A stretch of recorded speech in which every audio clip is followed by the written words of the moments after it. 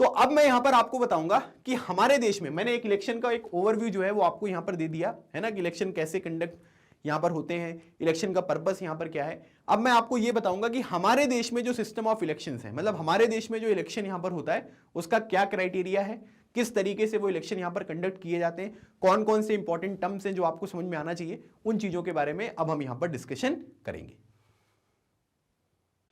तो पहला पॉइंट जो हम डिस्कस करेंगे इसमें कि हमारे देश में यहां पर जो इलेक्शन का सिस्टम है वो कैसे काम करता है। तो जैसे मैंने आपको बताया लोकसभा इलेक्शंस के बारे में, लोकसभा मतलब जनरल इलेक्शन, ठीक है, जिसमें लोकसभा में लोग जाएंगे, ठीक है, लोकसभा मतलब संसद। संसद में अगर आप देखोगे तो लोकसभा एक आपको चैम्बर देखने को मिलेगा, एक राज्यसभा होता है, लेकिन अभी हम लोकसभा के बारे में बात कर रहे हैं क्योंकि लोकसभा में क्या होता है कि मेंबर ऑफ पार्लियामेंट्स होते हैं जिनका इलेक्शन जो है वो जनता यहां पर करती है, ठीक है। और विधानसभा मतलब यहां पर होता है असेंबली, जो स्टेट में यहां पर असेंबली होती है, ठीक है, सभी स्टेट्स में आपको असेंबली देखने को मिलेगी, है ना, और कुछ यूनियन टेरिटरीज में भी देखने को मिलती है, ठीक है। जैसे अगर हम यूनियन टेरिटरी के बारे में बात करेंगे तो हमारे देश में जो है वो केवल 3 यूनियन टेरिटरी है जहां पर आपको असेंबली देखने को मिलेगी। असेंबली मतलब वहां पर आपको सीएम देखने को मिलेंगे, ठीक है। अगर हम पहले यहां पर बात करेंगे तो पहला हो गया आपका दिल्ली, ठीक है। दूसरा अगर हम बात करेंगे तो दूसरा हो गया आपका पुडुचेरी, ठीक है, जिसको पहले पौंडीचेरी कहा जाता था, पुडुचेरी हो गया। और तीसरा जो है वो आपका जम्मू एंड कश्मीर है, क्योंकि जम्मू एंड कश्मीर और लद्दाख अभी जो है वो 2 यूनियन टेरिटरीज बनी है, जिसमें जम्मू कश्मीर में ये बोला गया है कि विधानसभा यहां पर होगी, ठीक है। तो केवल 3 यूनियन टेरिटरी हैं जहां पर आपको विधानसभा देखने को मिलेगी। अभी जम्मू कश्मीर में इलेक्शन नहीं हुए, ठीक है, जब इलेक्शन होंगे तब यहां पर आपको चीफ मिनिस्टर वगैरह भी देखने को मिलते हैं। बाकी पुडुचेरी में और जो दिल्ली है वहां पर आपको सीएम जो है वो देखने को मिलते हैं। तो विधानसभा के जो इलेक्शंस होते हैं held regularly after every 5 years, ठीक है, 5 साल में इलेक्शन होता है, ये मैंने आपको समझाया है।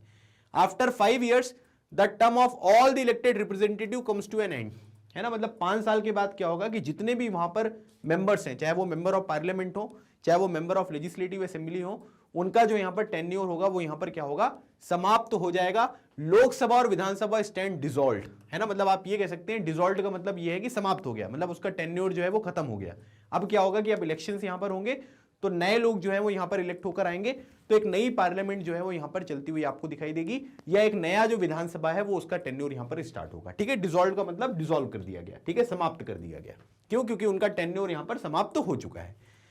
इलेक्शंस जो होते हैं सभी कॉन्स्टिट्यूएंसीज में, ठीक है, कॉन्स्टिट्यूएंसीज के बारे में अभी मैं एक बार फिर से आपको बताऊंगा क्योंकि वो अलग से टॉपिक आपको दिया हुआ है किताब में, ठीक है। सभी कॉन्स्टिट्यूएंसीज में same time either on the same day और within a few days, ठीक है। जैसे कई बार क्या होता है कि आपने देखा होगा इलेक्शन कमीशन ऑफ इंडिया बोलता है कि भाई यहां पर जो इलेक्शन होने वाले हैं, ठीक है, जैसे एक एग्जांपल बता रहा हूं कि एमपी में जो इलेक्शन होंगे वो यहां पर क्या होंगे कि 5 फेज में जो है वो इलेक्शन यहां पर होंगे, ठीक है। 5 फेज का मतलब 5 डेट्स, है ना, और उनके बेसिस पे क्या है कि वो आपको इलेक्शन यहां पर देखने को मिलते हैं, ठीक है। तो यहां पर क्या हुआ कि elections are held in all constituencies at the same time, same time पर भी हो सकता है, सेम डे पर भी हो सकता है ना, कुछ दिनों का गैप लेकर भी यहां पर किया जा सकता है, और इसको हम क्या बोलते हैं, इसको हम जनरल इलेक्शन यहां पर कहते हैं, ठीक है। जनरल इलेक्शन का मतलब यहां पर क्या हुआ, जनरल इलेक्शन का मतलब ये हुआ कि जब बड़े स्केल पर यहां पर इलेक्शन हो रहा है, ठीक है, जैसे राज्य का भी हो सकता है, विधानसभा का भी आपको देखने को मिल सकता है, या जो आपका लोकसभा का इलेक्शन है वो भी यहां पर हो सकता है। तो same time either on same day या फिर कुछ दिन के गैप में जो है वो किया जा सकता है, इसको हम जनरल इलेक्शन यहां पर कहते हैं, ठीक है। जनरल इलेक्शन की डेफिनेशन पूछी जा सकती है कि जनरल इलेक्शन क्या होता है। अब उसके बाद दूसरी चीज होती है जिसको हम बोलते हैं बाई इलेक्शन।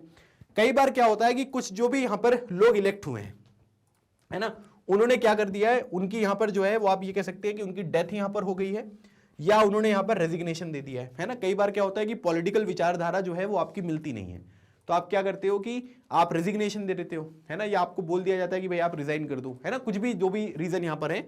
तो जब डेथ यहां पर हो जाएगी या आप यहां पर रेजिग्नेशन दे दोगे तो यहां पर क्या होगा कि वैकेंसी आपको देखने को मिलेगी ना, मतलब सीट जो है वो यहां पर वैकेंट हो जाएगी, और जब यहां पर सीट वैकेंट हो जाएगी तब क्या होगा, उस पर्टिकुलर सीट को फुलफिल करने के लिए, है ना, जो वैकेंसी यहां पर अराइज हुई है उसको फिल करने के लिए यहां पर क्या होता है कि एक और इलेक्शन जो है वो यहां पर कराया जाएगा। वो सब जगह पर नहीं होगा, वो केवल किस जगह पर होगा, ये उसी जगह पर आपको देखने को मिलेगा जहां पर वैकेंसी आपको देखने को मिल रही है।